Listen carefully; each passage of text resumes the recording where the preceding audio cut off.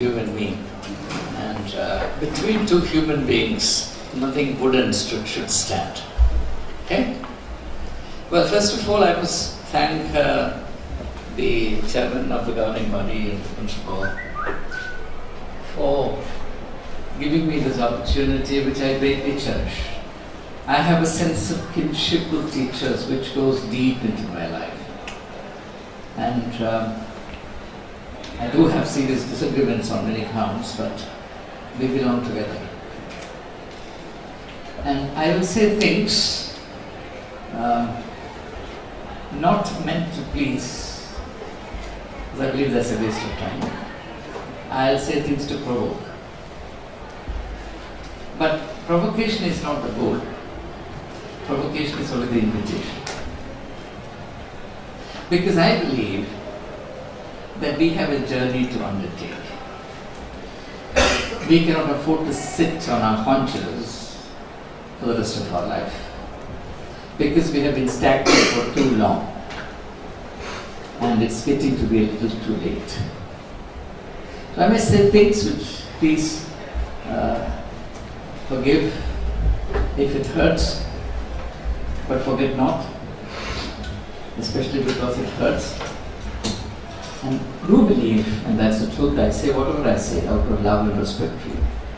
And certainly out of love and respect for our vocation, which I believe is the most sacred vocation in the world. As an introduction, let me say one thing, which now standing here I feel I must touch upon. I would need some water for a serious speech problem. My throat goes dry in no time. Now, let's flag this issue. The most important challenge before any human being, and particularly before a teacher, the riskiest thing to do in the world, and perhaps the most thankless job in the world, is to mediate changes. Human nature is dominated by inertia. I'm using a term from physics. Whereas life is quintessentially dynamic. This is a contradiction. The absence of dynamism from life is called death. There's a verse in the Bible which says that even in the midst of life, we are in death.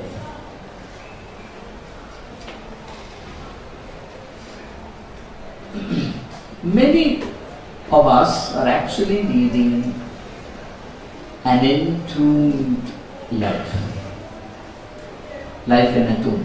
That's why I will make some references to the Bible, references that pop up spontaneously.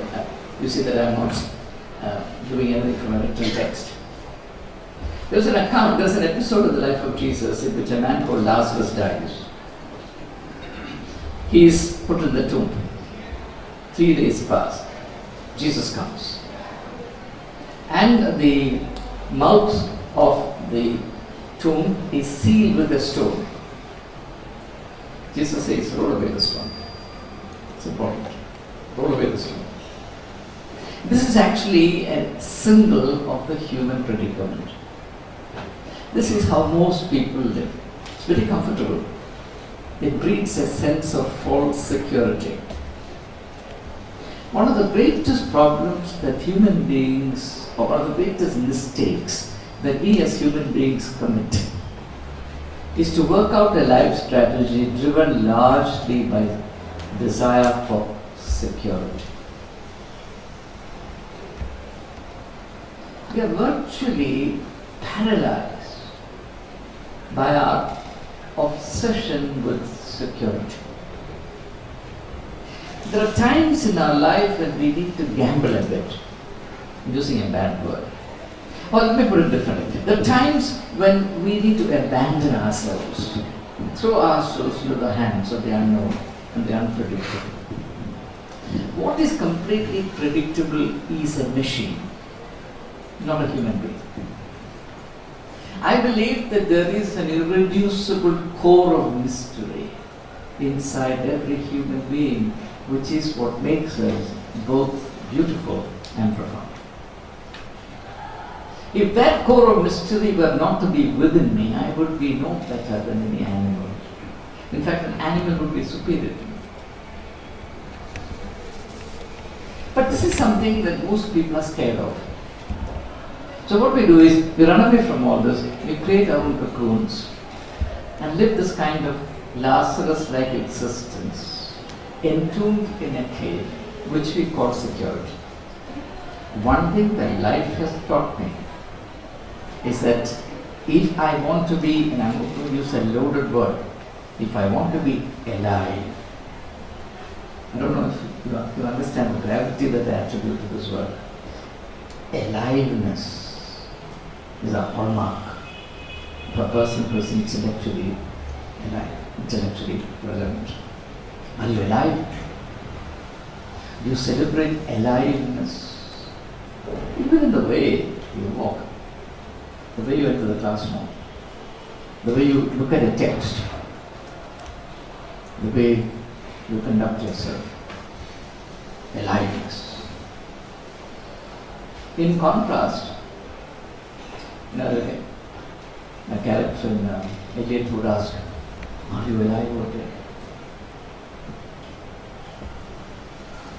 Why don't you speak to me?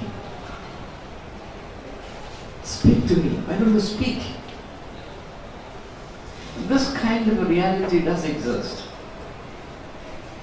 So, with this kind of a background, I want to submit to you that we have to really change our perception, change our paradigm of life from security to enterprise. When we look into anthropology,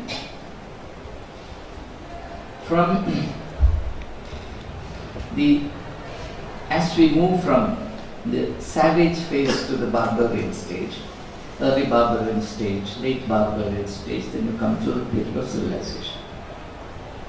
From the time of the transition from the savage to the barbarian, you find human activities being classified into two groups. Those categories still exist, that's why I'm making a reference to you, and sometimes we fall into these traps. The two categories of actions, or two kinds of actions, are drudgery and exploits. By and large, because of the kind of culture that prevailed in those days, whatever work was done by the woman was drudgery. And men, especially men of means, limited themselves to exploits. That's how even the idea of exploits in physical relationships came about. It's not a bad thing, for example, for men to be rakes, to philander with women, to ruin lives. Even today, I'm telling you, if you really know the life of the upper class in this country, lives are just ruined. And nobody says a word about it. But you, as teachers, you must develop a historical perspective on this. It is assumed that a man of means will ruin lives because he is entitled to exploits. A woman is not. A woman is expected to be faithful. I know I'm digressing from my topic. But I'm saying these things to you just to give you a foretaste of the kind of task that virtually knocks at our gate. We have to wake up and begin to think. You don't become human until you begin to think. So, bringing about a change is the greatest vocation in life. If you look at the teachings of, or if you look at the way the great spiritual luminaries of the world taught, whether it is Jesus of Nazareth, whether it is Guru Nanak, whether it is Prophet Muhammad, whether it is any leader, you find that the shaping purpose of their teaching was to change. Study the teachings of Jesus Christ. Nothing that he taught will earn you a job. Jesus said, you must be born again, you must change. Now I believe that that is where power lies. Constructive power lies in change. It's a very attractive, energy-saving strategy to remain a servant of the status quo and to live as a parasite on its perks. You can lead a very comfortable but uneventful life and creep your way into a grave and disappear like a bubble. And that's the end of it. It's as good as not having lived. So, you are today standing on the threshold of academic autonomy. The word autonomous has become part of your nomenclature. St. Albert's College Autonomous. And therefore, it's well worth our time to come to some idea of what this could possibly mean to us. Though, while I say this, I'm very acutely conscious of the fact that no man from a distance should come and tell you what you have to do and what you cannot do or should not do. All I can do is to share my experiences with you, my life's journey, for whatever it might be worth. It's up to you to take up whatever is relevant and to make it more relevant through your own personal application, through your own search and research, for your own sense of the adventure or vocation. So that's where our division of labor lies. The bottom line is this: change. And all of us agree that there is a huge need for a change.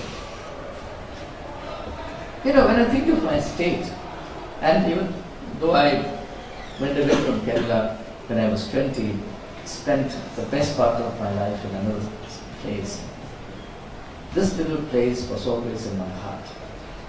I've loved this state and language with a kind of love which is sometimes actually surprises me. I could never think of settling down in India. I could never think of settling down anywhere else. Malayalam is still the language through which I think. It's wonderful to be in this state. But this state which actually pioneered education is educationally backward.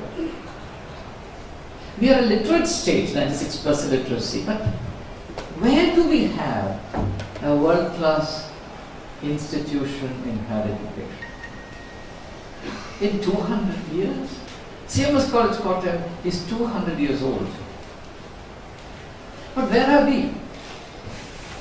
Students from Kerala come and make a beeline in St. Stephen's College for a question. Why? Why does anyone have to come from Kerala? In fact, it should be the other way around. Kerala should become the Mecca of education.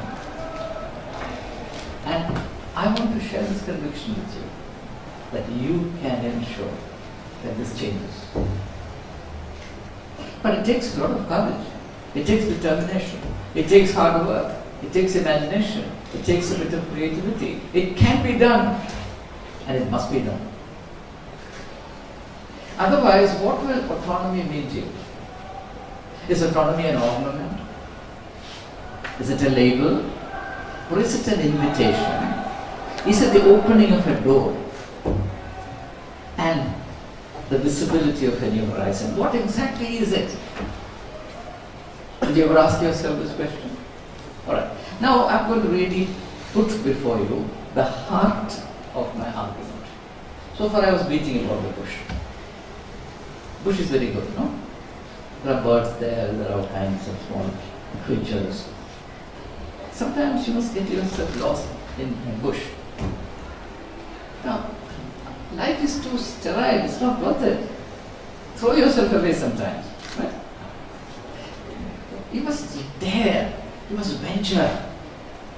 You must get up and run. Life is so wonderful. Right? Okay, now what is it that I want to tell you?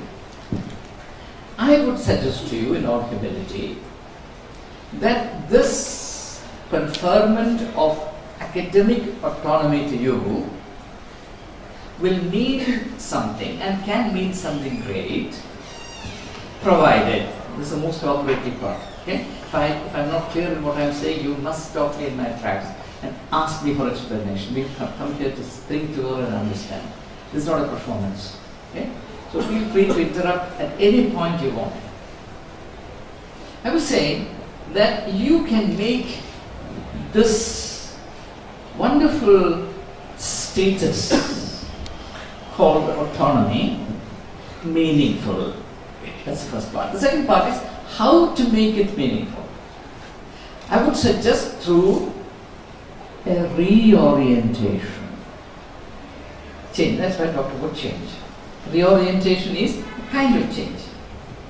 All kinds of changes. Reorientation is a particular change. Now, change is from one to another. Simple. This is kindergarten stuff. From A to B, B to C.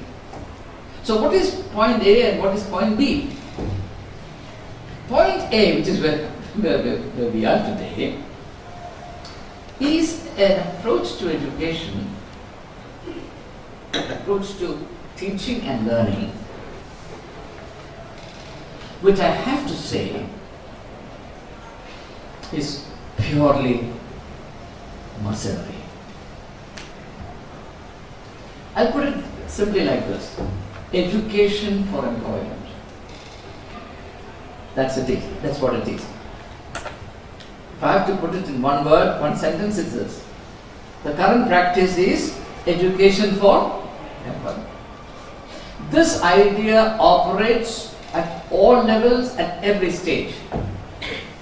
From the kindergarten to the PhD, and if these days PhD means nothing. I'm sorry to say. I know how PhDs are done. I have had to actually vet 3 PhDs from JNU. Those students were known to me and they were in, so I know every chapter, 5 chapters. Each chapter was a repetition of the other. And I was amazed when a PhD was conferred. This is JNU. This is not the University of Sagar. This is Jawaharlal Nehru University. Okay, I will not go into that. Employment. Why do I want to study?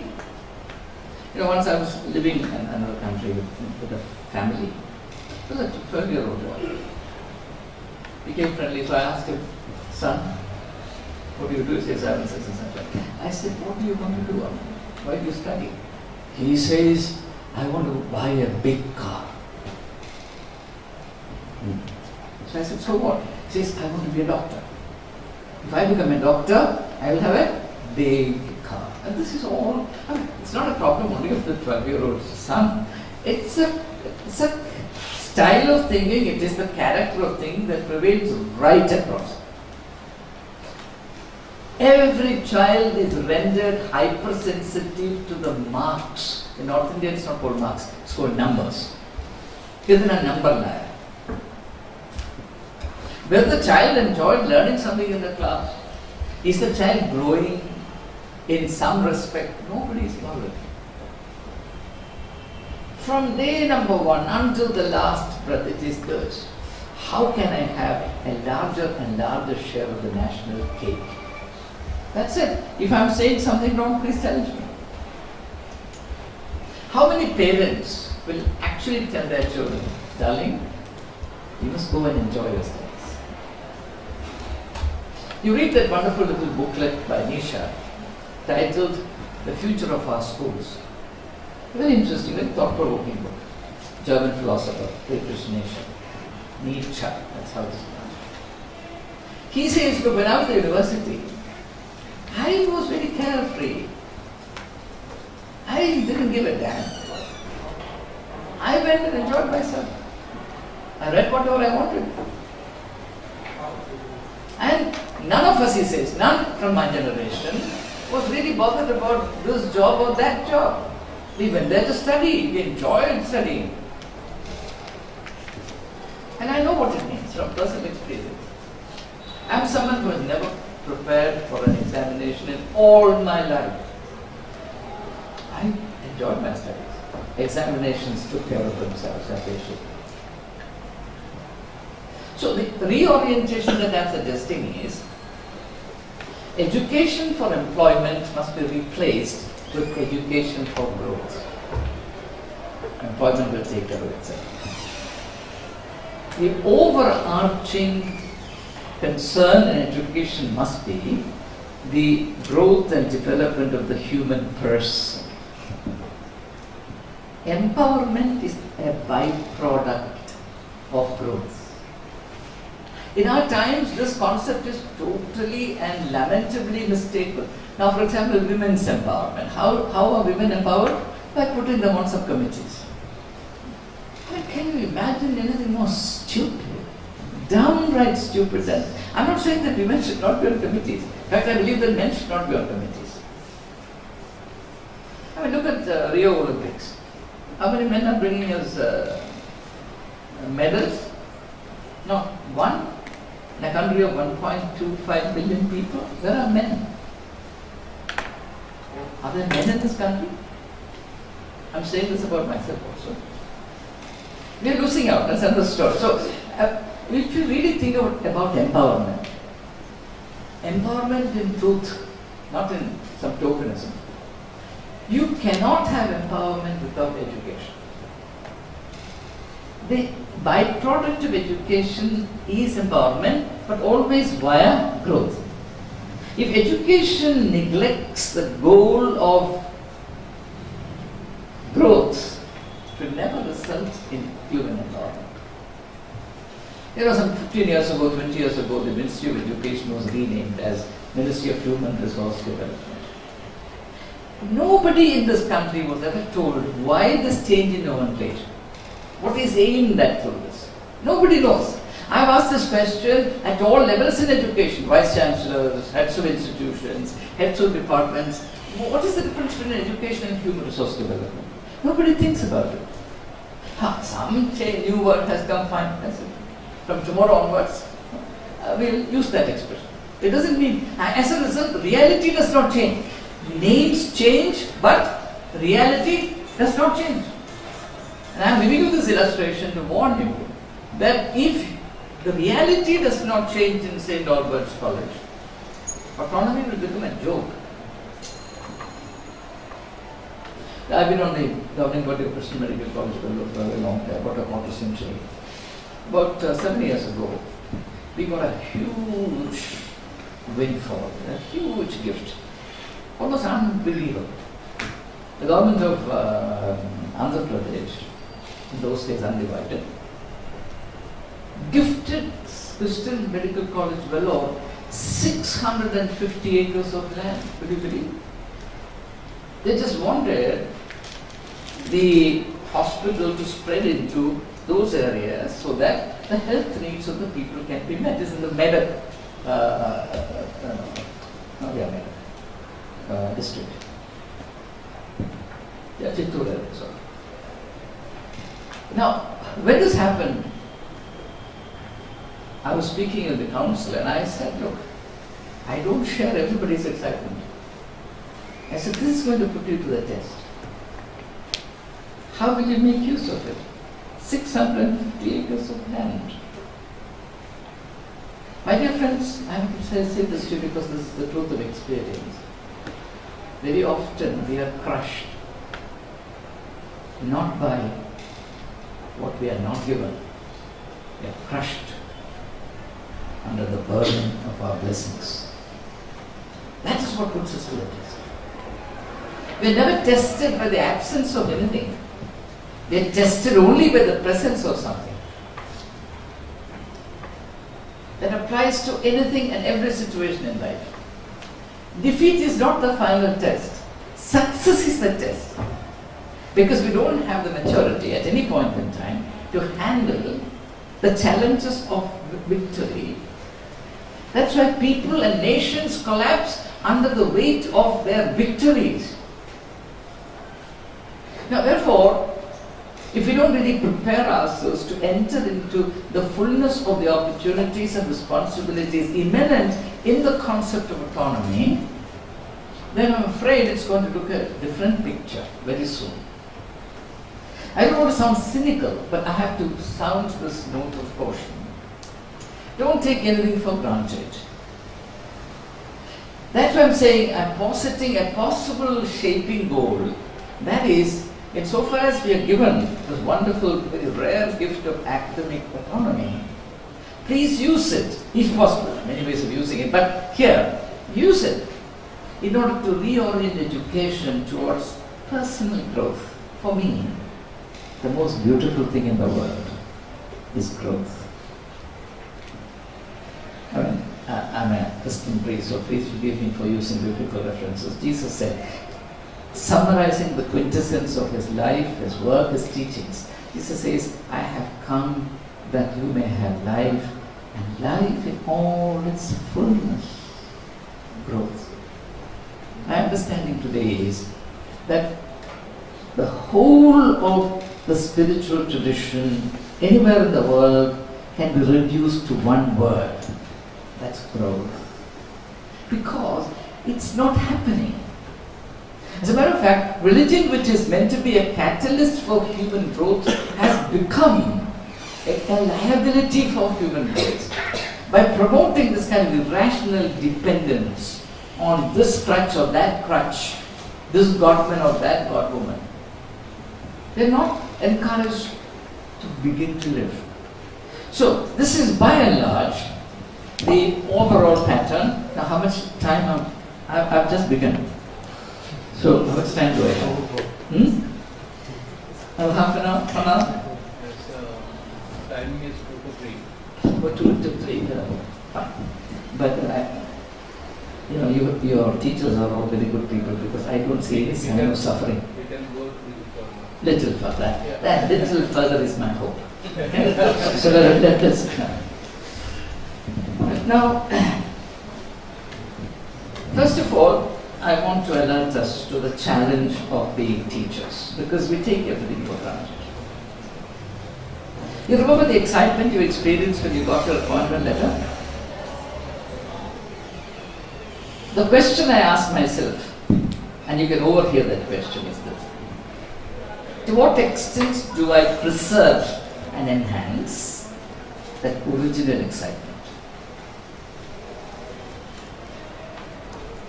Do I think of my calling as a teacher with growing ecstasy? Or have I become lukewarm? And am I beginning to feel that work is a burden? And we have a wonderful expression called workload. That's the concept of a porter. Carrying the work given to you on your head, struggling uphill, sweating huge beads of sweat, and somehow ending the academic year, tumbling over into something called examination and beyond. Then the break comes, and then the routine begins all over again. Is that the picture? So, the challenge of being a teacher. Now, I believe that not everyone should be a teacher. I believe that the best minds in a society must go into teaching.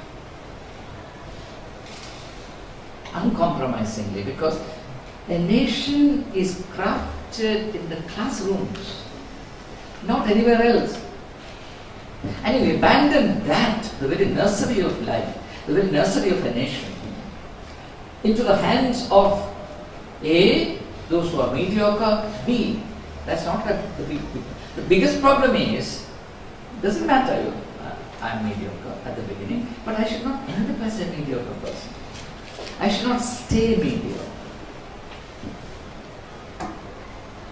For the life of me, I cannot understand how a teacher can use lecture notes made this year, also next year. I cannot do it. Yet I know teachers in this profession who have been recycling, like, paper, recycling the same lecture notes, even the same illustrations, and within brackets here a joke. Once you do your initial preparation, then it is the long vacation. And this is not rare story. This is exactly the case with the majority of our colleagues that I know personally. I did a little research in St. Stephen's College, supposed to be the number one college as per the India Today survey, the best college in this country. I have never believed that St. Stephen's is the best. I have written about it. Because I know the reality with it. Many of the things that you hear in public is not the truth. In my opinion, St. Stephen's is miles away from what it possibly can be. It may be better than other colleges, but that doesn't give me any comfort. There's no point in by saying that I am better than that corpse. I mean, it's ridiculous. I have to compare myself with the best of my potential. There's no other comparison which is valid. I know what I can be, and I tell you I have not reached anywhere near even today. That is the comparison which is valid. I can pick and choose a third-rate fellow from the street and say, oh, compared with him, I am much better. I am foolish. I am dishonest. These are not comparable quantities at all. Now, I did a little research to find out how my colleagues were faring. I've written about it. It really shocked me. There are senior teachers who have not borrowed a single book from the library in 3 years. I called my librarian. I said, give me a printout. Teacher by teacher by teacher. I want to know who has borrowed books, how many, when, where. Fortunately, these days, data is very simple. Nobody can fool anyone. If you want to know. There are, for 6 months, 1/3 of the teachers have not borrowed a single book from the library. Now, this is very typical. This is what makes me bleed inward. Now, if this is the case with the majority, the best of institutions, what's happening to the rest of this country? You call it higher education. It's an abusive language. I call it the lack of education. How can there be an educator who does not grow? How can you induce growth in others? How can you be a catalyst for human growth if you are stagnant? Now, this is why Dickens, in one of his novels, he says, teachers are like signposts. Can you complete the rest? Huh? Teachers are like signposts. They show the way, but never reach there. You understand? They show the way, but never reach there. This must change. I cannot, as Gandhi said, I cannot induce a change that I am not. If I expect my colleagues to improve, I have to improve daily. Every minute, I must burn at both ends. Even if it costs me my life, I must do it.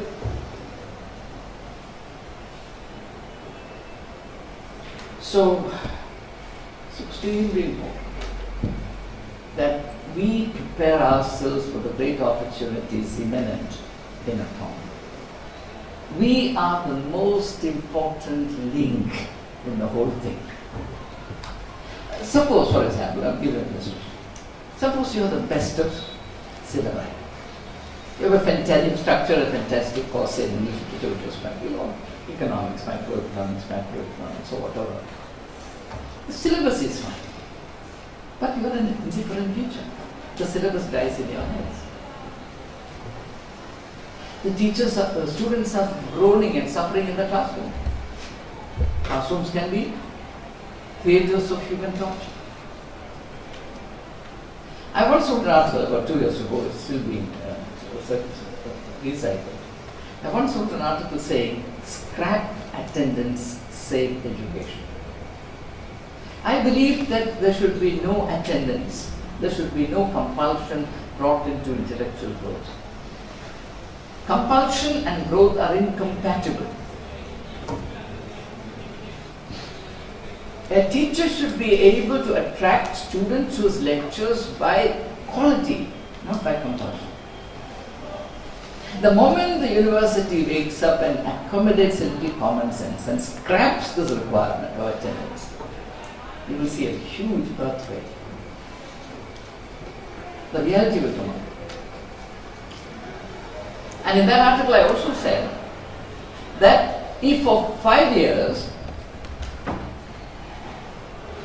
the teacher is not able to attract students, at least up to 25% of the class, he should be sacked. I sincerely believe so. Because otherwise it's a terrible disservice to the nation. We are living in a country which is actually very poor.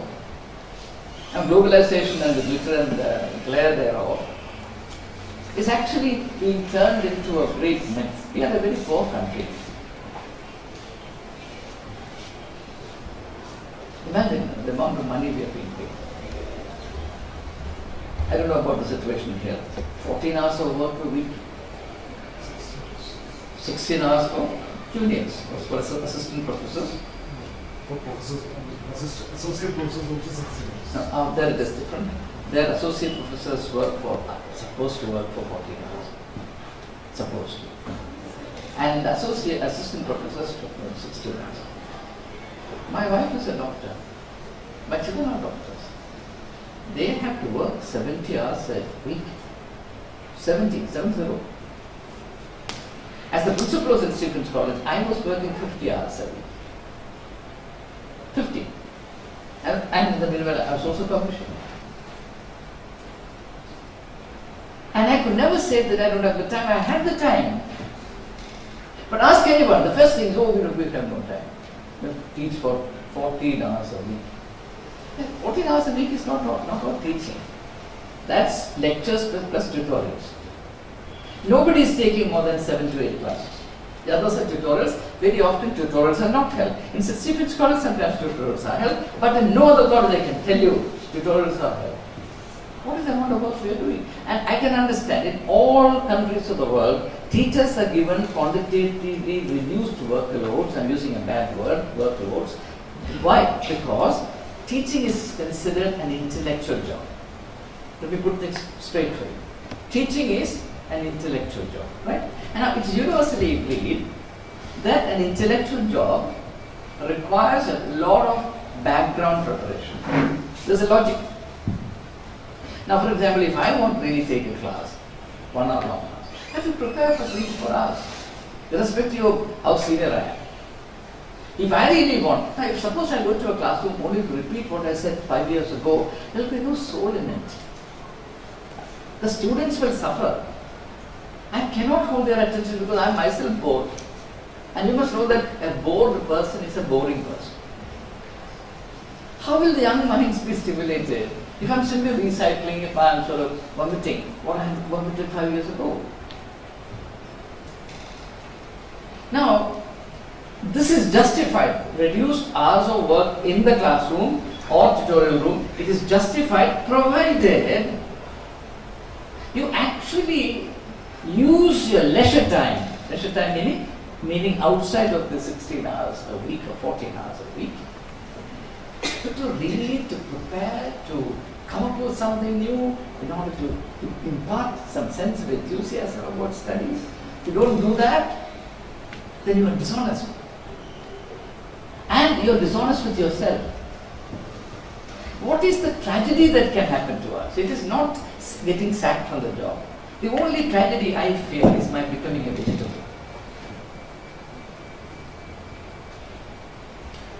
I'm going to be a little autobiographical now. Many people wonder what I would do after retirement, because it is assumed that a man who loses his chair loses his life. Chair is life. What will he do? I was so sad. If you are a person of some substance, your retirement is also your liberation. In fact, I said, proclaimed to the whole world that my retirement is a festival. The media widely reported it. I invited everyone, come and share in the festival called retirement. And sincerely, because for the first time in my life, I am the Lord and Master of my time. I can read what I want. I can write as I want. I can move around. I can share my life with people. The secret of all of this is, and that's the only thing I want to tell you, is growth. Growth. If you grow, I believe that if you are a cobbler, and a good cobbler, and you go and sit deep inside a forest, people will still come to you. But you have to be a good cobbler. Human redundancy is not the product of your age. That's a terrible mistake. People think that when you grow old, you become redundant.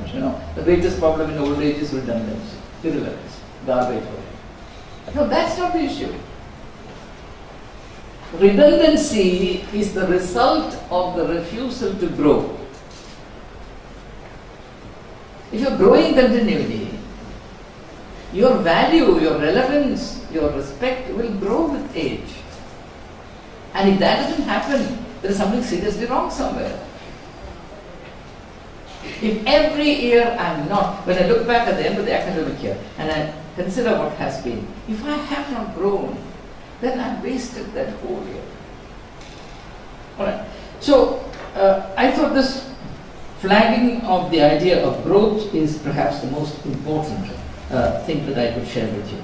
Now, I gave you some idea about the deficiency in the current education and how we can possibly rectify it. Now, let me take you to a historical episode.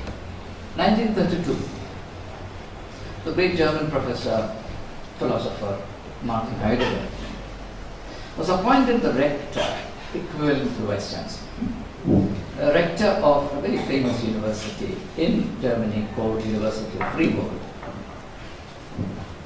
And it was customary for the rectors, the rector appointees, to give a public lecture. That's how you inaugurate your office. You share something with the public. I was sharing with your principal an experiment I undertook a year and a half ago. Suddenly it occurred to me that St. Stephen's as an institution funded with public money was really doing nothing for the society. So I devised a course. It's called Citizenship and Cultural Enrichment. And I simply gave a press note saying that anybody in the age group of 18 to 80 is eligible, irrespective of educational background. Overnight, I got 320 registrations. I started that work. Every Saturday, from 4 to 6:30, I was interacting with them. Now, why did I do it? I did it because there must be an outward flow from the institution. Now, Martin Heidegger, by force of the convention of the university, had to give a public lecture to inaugurate his office as rector. That's the context. Now, in that lecture, which is, we can easily get it from the net, and that's where I get all these things. Heidegger says that one of the basic duties of a member of the academic community, whichever member, maybe a rector, maybe a professor, maybe a student, maybe a teacher, is to understand the university.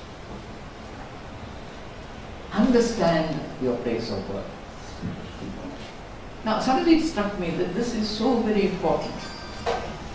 The fact that you've spent 5 years, 10 years, 20 years in an institution means nothing unless and until you have a learning mind and you really engage with the institution. As your principal pointed out, I was in the eye of a huge storm in Delhi which raged for 8 years without abatement. And right at the heart of it, of course, was the power struggle as to who will control the college. But also, it was also a contestation for the destiny of the institution. Every Tom, Dick and Harry will define what St. Stephen's College is. Only the principal of St. Stephen's College is supposed not to know the college. Alumni who just came and studied in college for 3 years or 5 years, maybe 30, 40 years ago, will tell me, this is what the college is. Whatever you are saying is wrong. That is because they understood the college on their terms. They never took the trouble to understand the college as the college is or was. Now this happens to every employee, unless we make an effort. In fact, I would suggest to you, Mr. Principal, that it's part of the principal's duty to enable the faculty or colleagues to understand your institution. The institution must have a well-defined idea of education. The institution must have clearly defined value systems, social goals and norms. The institution should have a well-integrated life within. Now in this context, I want to take you very briefly to one of the best philosophers of education that America ever produced. America has not produced many philosophers for good reasons. You can't have materialism and philosophy at the same time, but that's another issue. I'm now referring to a person called John Dewey, who in 1910 published a very interesting book. This again is available on the net. I believe that every teacher must read that book. Just as I believe that every teacher must read Emily by Rousseau. It was a classic work on education in the form of a novel, which influenced, say, Kant's reflections on education, which influenced Hegel, which influenced a number of educationists in Switzerland, Italy. So it was a huge movement at that time, and the culminating phase of that. In fact, you can still feel the force of Rousseau's argument on education, even in 1910, in the writings of John Dewey. Of course, he puts it in the context of education, and his classic work is titled Education and Democracy. Now, one of the most important things that Dewey talks about in that book is something that all of us actually know, but we never really bother about. The importance of environment, educational environment. You know, for example, every institution has got its own particular aura, its own ambience, its own flavor, its own distinctive personality. An institution is almost, an institution actually is a legal individual. And somehow because of the size, you're not able to experience the institution as a person. So what we do is, we experience the institution only as our workplace, like a laborer, an employee working in a factory. In fact, the parallel between mass manufacture of goods in the commercial sector and the mass education of young minds in the education sector is perfect parallel. The industrial image looms large in the educational context, and this is one of the reasons why there is corruption in education. Okay. So he says, one of the most important tasks that managers and administrators and teachers must handle together is the creation of an educationally vibrant environment. To illustrate, who has cut me off?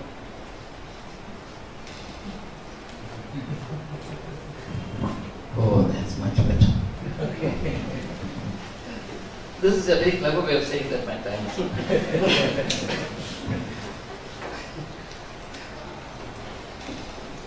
Now, let me give you an illustration. Suppose I take the word cow, C-O-W, in a neutral context. It has no effect on anyone. No one will be offended. But suppose I utter the same word in a communally surcharged context. Its impact is very different. Or now come to the academic field. Suppose I give a lecture on setting in sort of Dostoevsky or Gogol to a group of students who are keenly interested in two things. One, in that particular author as a literary genius. Two, in the larger literary tradition. Two things. The experience is very different, both for the speaker and for the people sitting. Suppose I give the same lecture to another group, though with a literary background, not interested in either Dickens or Dostoevsky, the experience is so different. Same stuff. What has changed is the environment. The greatest task of the principal and the teacher is to create an environment. John Dewey in that book says that the environment is unique to human beings. For example, a stone or this glass of water. This cannot have an environment. It only can have a surrounding. Because an environment is a two-way process. There's a two-way traffic in an environment. You do something to it, it does something to you. Whereas I can drink water from this, it cannot do anything else to me. Where most institutions fail today is in creating this environment, which I agree with Dewey is the signal task in education. Now teachers, for example, I was a teacher for long, I became a principal only with the faculty of my life, therefore I stand with teachers, though I'm critical of what we are in the every teacher must know that by omission and commission, we are daily, minute by minute, influencing the environment of the institution one way or another. We might say, well, I'm one of the 100 teachers. Wow, what difference does it make? I don't have that excitement. So what? Oh, it makes a big difference. And I'm sure you've heard the story of a king who had a special skin disease, and his Vaidya, his physician, advised him to have bath in pure milk. But I think it's very easy. So he had a proclamation that every household should supply 1 bottle of milk every month. Plenty. So, but they said, his prajas, his subjects said, thousands of bottles of milk. The milk, of course, had to be 100% pure. What difference does it make if mine is 100%? So ultimately, the king had bath only in administrative law. This is the problem. Every one of us is so crucially important. Now, you are familiar with the old saying that the chain is only as strong as its weakest link is. It's very true. So now, very quickly, one or two things about autonomy and that stuff. My aim in this presentation was not to give you a well-structured talk. It was only to highlight the frayed edges of certain realities, so that we then begin to think and negotiate our way out of it. Now, what does academic autonomy mean? It means a lot of freedom. But please understand that in this world, freedom can never be absolute.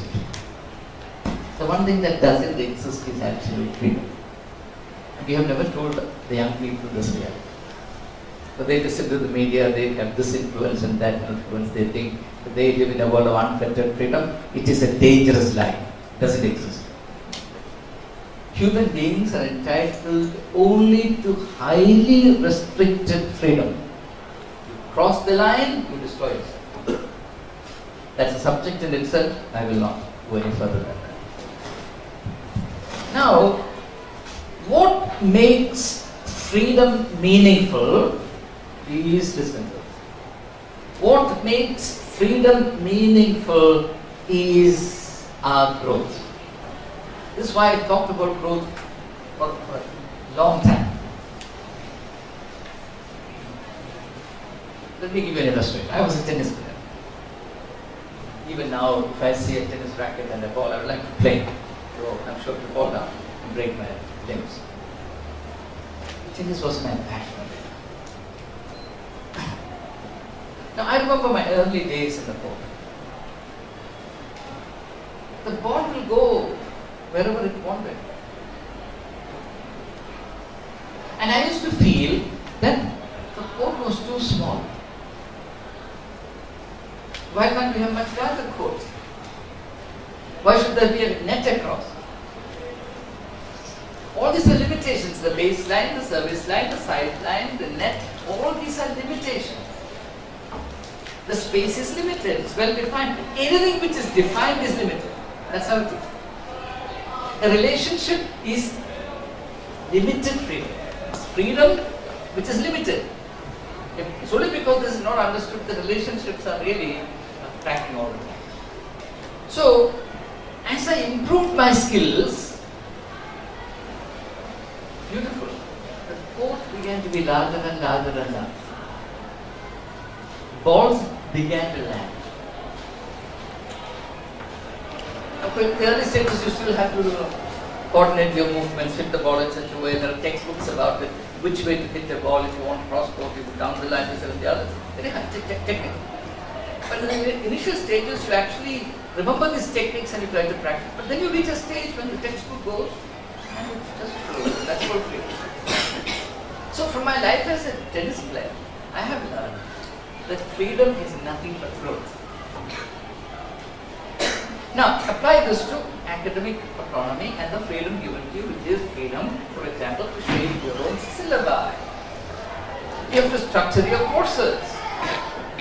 What will you do when that comes? I know at this point in time, the university will tell you, don't undertake any new courses. You simply follow our courses. It makes autonomy meaningless. If you are to only teach what the university is offering, then what does autonomy mean to you?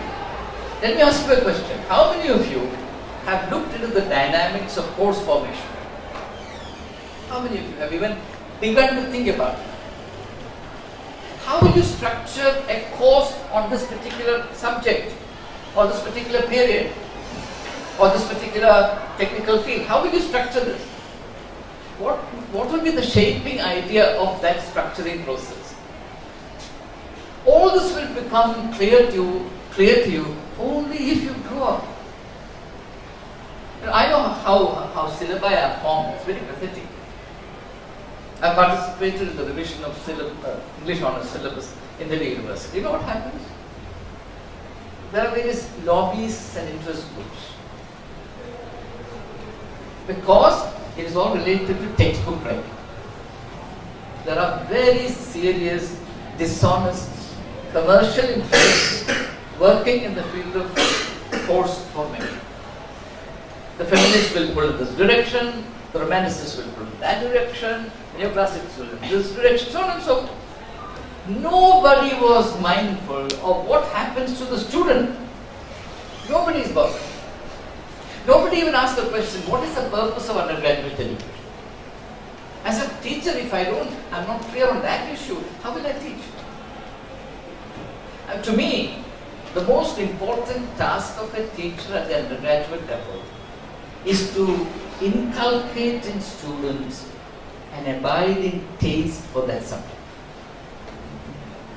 If that is not done, you have not taught anything. That's the difference between undergraduate teaching and postgraduate teaching. At the undergraduate level, you lay the foundation on which subsequently you can build. But if the foundations are not built, what will you do? Where will you build? Now, if the foundations are to be built, there has to be a blueprint. You have to have some idea as to where you're headed. It's like the jigsaw puzzle. It's a beautiful thing. Now, the paradox of a jigsaw puzzle is that the idea exists, though it is not available on the pieces. The pieces are all temporary. how will you put the pieces together if in your mind that idea, that shape does not exist? Education today, particularly course formation today, is like handling the jigsaw puzzles without the corresponding image. And this is going to be a real problem for you.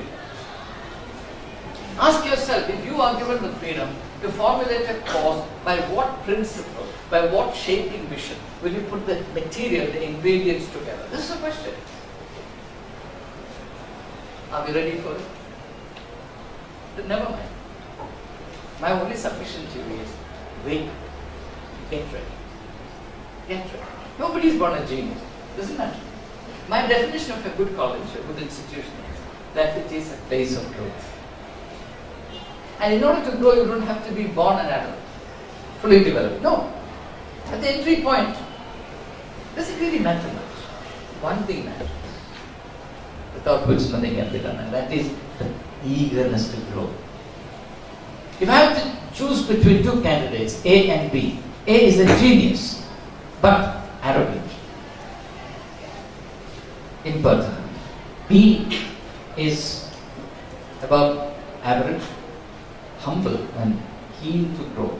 I will take B, without a doubt, because A will be a liability. He will ruin the atmosphere of the institution. He will never grow. And he will very soon become a cynic. He'll go around with his nose turned up in the air, looking down on others, creating bad taste and bad blood. So, what is important is not where you are at the entry point. What is important is whether, as I said, you are growing steadily, steadfastly. And that growth always presupposes a certain idea of education. That's why I'm repeatedly referring to this. How can you ever function in this field without a philosophy of education? How can you teach? If I have to raise my children, and I'm proud to say that I had the joy of raising two girls. My wife was a very busy doctor. She had hardly any time at home. Short of breastfeeding my children, I've done everything for them. But I took pains to understand what parenting is. I read a lot. I thought a lot. And I got in deeper and deeper. In fact, parenting these two children has been the greatest education in my life. That is autonomy, isn't it? Each one of you is autonomous with respect to your own children. What are you doing with that autonomy? There's something called parental autonomy. Are you good stewards of your parental autonomy? Many people, especially teachers, are failing as parents. If you can't take care of your own one child, two children, how will you succeed in the public domain? It's very serious. Look, we must now wake up. So far, we could have floated with the trend and the current. Once autonomy becomes a reality, things change very dramatically. You have to formulate your courses. And it's not easy. You know, in good universities that respect themselves, there's no radical change in the syllabus without 10 years of preparation. That's the seriousness with which good universities handle academic life. In this country, educational matters are treated like dirt. Delhi University has been ruined in the name of experimentation. You know, this 4-year program was introduced as a political thrust. When the government changed, it was abolished and back to square one. Completely. And then, of course, the idea of this idea without any preparation. It's like renaming hospitals. You know, in Delhi, we had 3 hospitals. When the Janta government came to power after the emergency, instead of starting new hospitals, what did it was? They renamed old hospitals. They gave them new names. As though the whole health needs are taken care of. This is a way of fooling ourselves.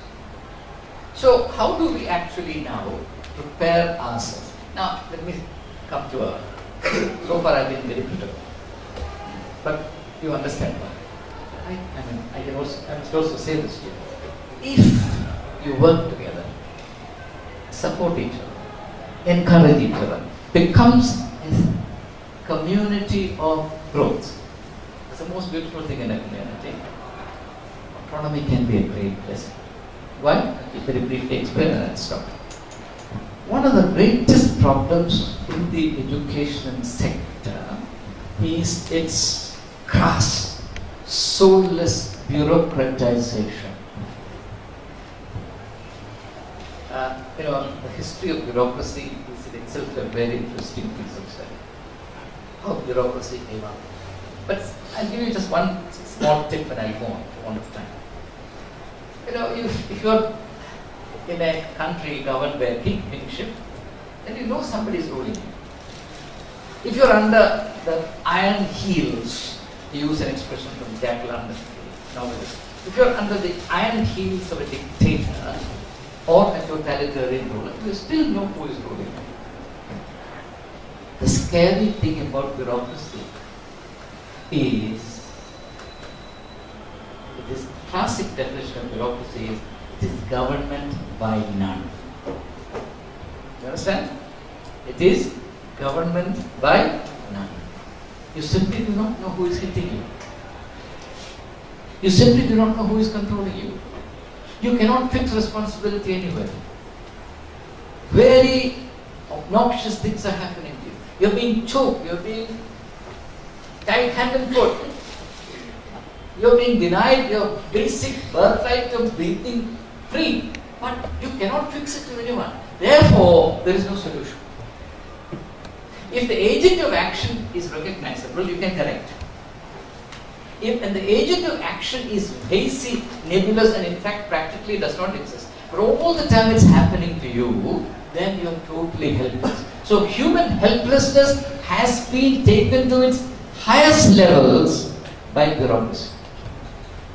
And education today is in the hands of bureaucrats. And it is in the genius of bureaucracy to try and control everything to the level of extinction. Bureaucracy is deadly. I have worked with the government. When I was in the National Commission, I had to deal with the government, right to the center. I know how things work. It's incredible how the administrators are trained in this country. There's not a person who has a sense of fellow feeling. Nobody who cares for the people of this country. So it is this domination of bureaucracy on education which has taken us to the present state. What do they care? Tell me which educational report has been acted upon. We have had 6 Education Commission reports. The last one was 1964, which was called the Kothari Commission report. That was the last. We have not had it. Now there is a commission report by K.S.R. Subramanian. A gap of 30 years, nobody was thinking about education. Why? Because it is nobody's baby.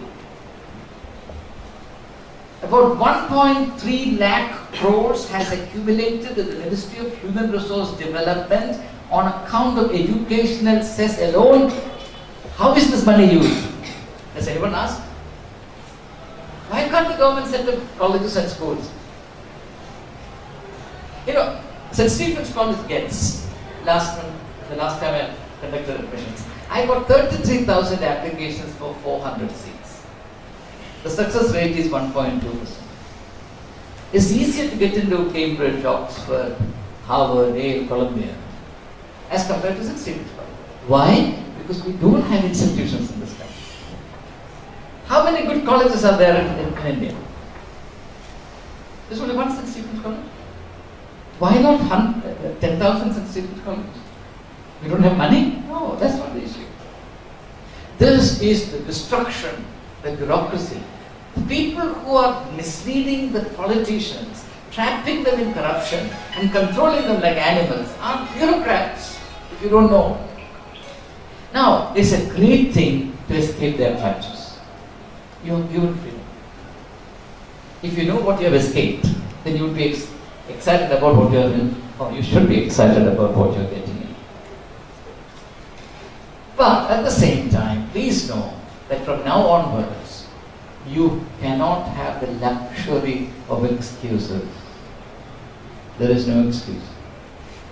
So far, you could have blamed the government, blamed bureaucrats, as I am doing now, blamed everybody else other than yourself or myself. Now that's gone. There are no villains. You have to stand up and say, well, I'm sorry. Can't look left or right. Look reality in the face. So, it's both a great blessing and also a time of reckoning. But looking at you, I have great reasons to believe, compelling reasons to believe, that you will take the challenges and opportunities that autonomy affords seriously, and then there will be a transformation. I'm using a loaded word, I know. A transformation in the life of the institution. Because, my friends, it's a sad thing that either as individuals or as institutions, we don't even reach 10% of our potential. You know, as a theologian, I'm telling you now, I have spent years researching this one thing. Human, what I call the famine of the human. That's the term I use for it. The famine of the human, the bankruptcy of the human. What is the logic of this? The logic is very simple. We do not reach, we do not accentuate even 10% of who we are or can be, our true potential. We are living with a fragment of our being. You understand? For example, I recently published an article in the New Indian Express saying on the Rio Olympics. In that article, I have raised a question. What is the difference between an athlete and a worker? An athlete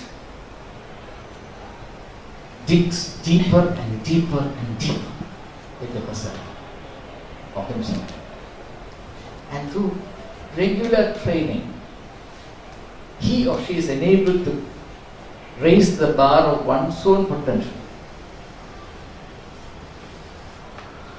So that sports today is the only domain in which a person tries to express the fullness of what one is possible, capable of. Now, I ask myself, suppose I was also an athlete at some point in my life, so I know these things from experience. When I used to do 100 meters, 200 meters, you know, the moment the gun goes off, the world doesn't exist. Your body doesn't exist. You become a completely different being. Your experience, you're actually one with air. You become weightless. You become a kind of poetry in motion. That happened, and that state is the state of ecstasy. Tremendous happiness. From that I learned that the secret of human happiness is digging deeper into yourself and performing at the highest levels in other. If we were to bring the same principle into our academic life, our country will be transformed. Kerala would be truly God's own country. Today, of course, God's own country is completely dominated by devils. I'm not referring to politicians. We have ruined this country, this state. Totally ruined. I remember some years ago, I landed in Bahrain and I had some meetings there. And coincidentally, a member of the royal family was there. He was called the Amir of the court. His job was to look after me. So, the person who was with me was a very famous journalist. His name is Soman, a journalist in that area. So he knew this Amir, and he was very keen to introduce me to him, so it happened. So he shook me by the hand and he said, you know, the best workers in my country are from Kerala. Next sentence he says is, but I know that if they are back in Kerala, they will not work. This is what a man in an airport, a member of the royal family is telling me. What has happened to this country? You know, when I returned to Kerala, sorry for being autobiographical, but it's probably necessary. When I came back and resettled in Kerala, this is probably, I'm growing old and senile. But I tell you, in the first 1 month, I had to fight hard to break through that thick layer of inertia. There's something in there. And I worked like mad. Read and read and read. It was difficult for me to begin to write. Since then, I've written at least one piece every day. I've made it my discipline. Only 30% of what I've written so far is published. Doesn't matter, but I write in order to break through. I write in order to overcome this inertia. I write in order to transform my home into a place of creativity. Because I know that's the only thing that matters in my life. The same thing I would do in my workplace. Same thing. That's what I really insisted on. But sad to say, there weren't many people who understood it. That itself is a reflection of what has happened to the so-called academic community. But let's not be negative. We have looked at the truth in its face. But now, let's hold on to one thing, and that is, we resolve to welcome the challenges and opportunities of autonomy. And we resolve from this moment onwards to prepare ourselves to do full justice to it.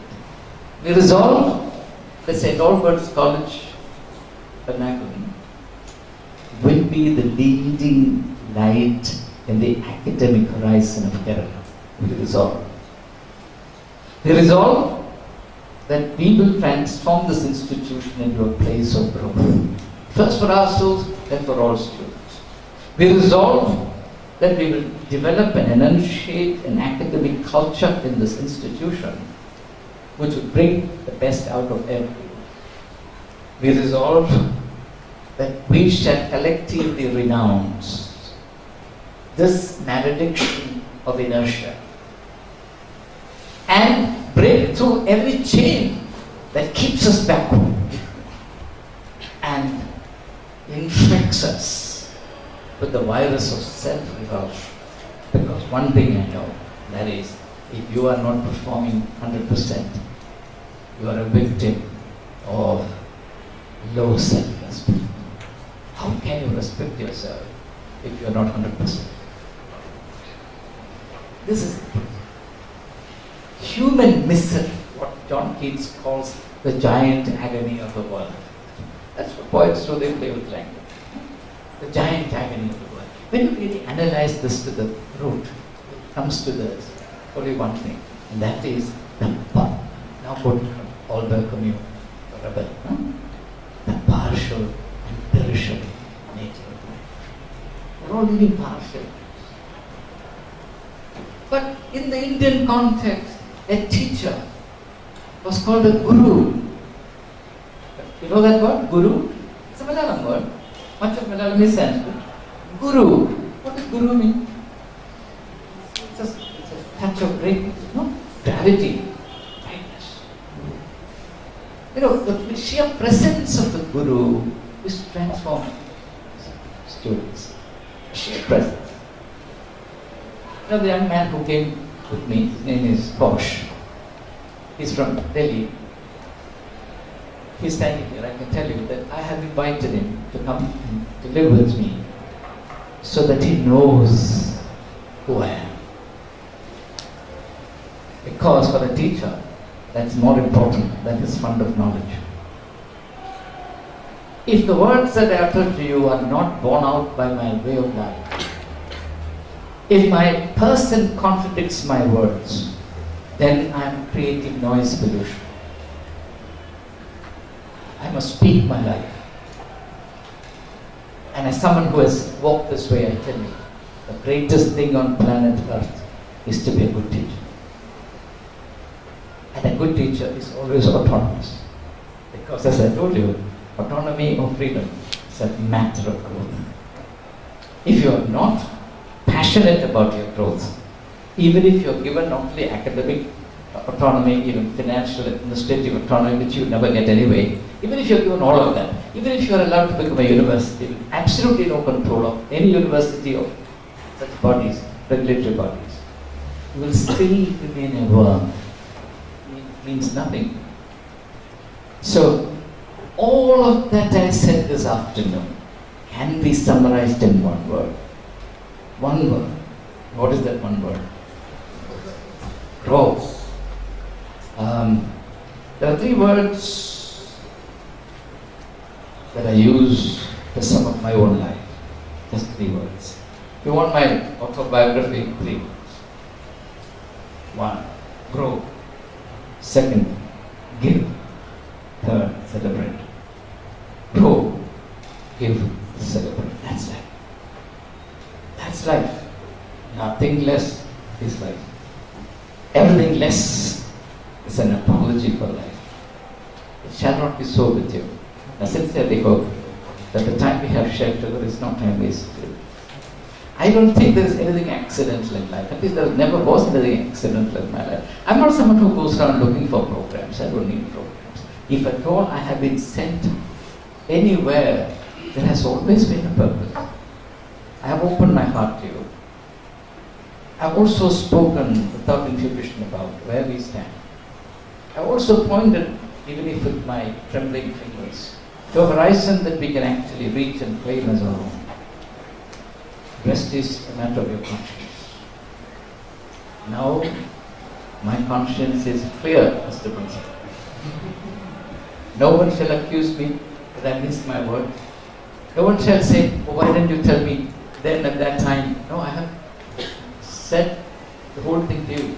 There's nothing more, and many things more, of course one can say, but there's nothing more that you really need to know. You know everything.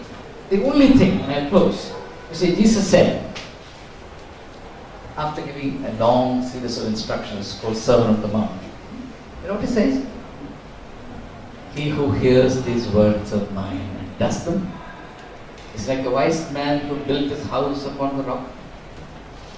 Rain came down and the wind blew upon it. It did not fall because it was founded on the rock. What he's saying is, the real challenge in life is the challenge to integrate knowledge and action, word and deed. In the academic world, we have a huge problem. The problem is, we live in a world of words. But if I use the words of Hamlet, Shakespeare's Hamlet, words, words, words. Teachers of literature?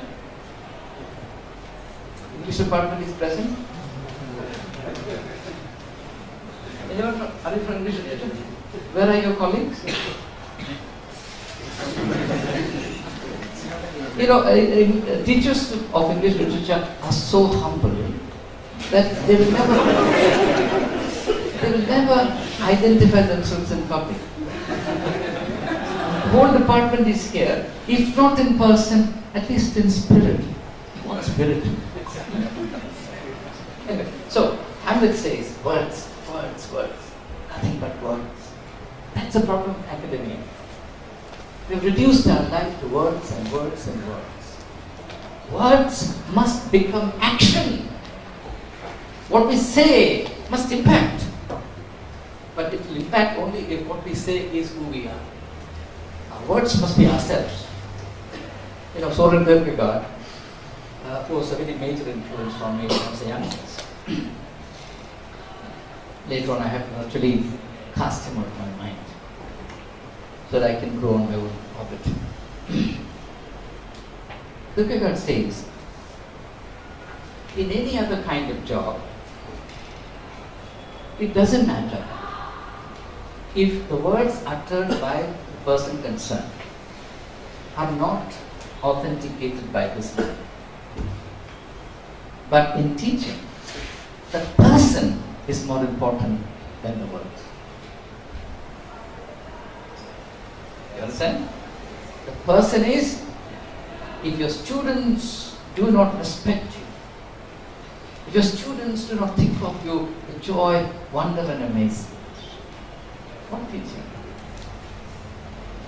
Kierkegaard says, in the case of a teacher, what he teaches cannot be separated from who he is. This is why from the very beginning I have been trying to put the emphasis on who you are, the importance of growing, because Your growth is something that you need not speak about. The child is all the time experiencing it. And unknown to yourself, you're inspiring the child. You're imparting a flavor to his life. It's a beautiful thing. I believe it's the greatest thing in the world to be a blessing in the life of someone. That's what a teacher is. A blessing in the life of his children. They're our children. And if you love your children, love your students, you will certainly grow, because love is the level of growth. You can't say, I love, but I will not grow. If where there is love, there is growth. Because it is in the nature of love, my friends, to crave, to thirst, to want, to give the very best. Very best. You cannot give second-rate stuff to a person you love. The thirst of love is to offer the best. And no greater qualification in a teacher than this kind of creative, dynamic love for the students. So that's where it is.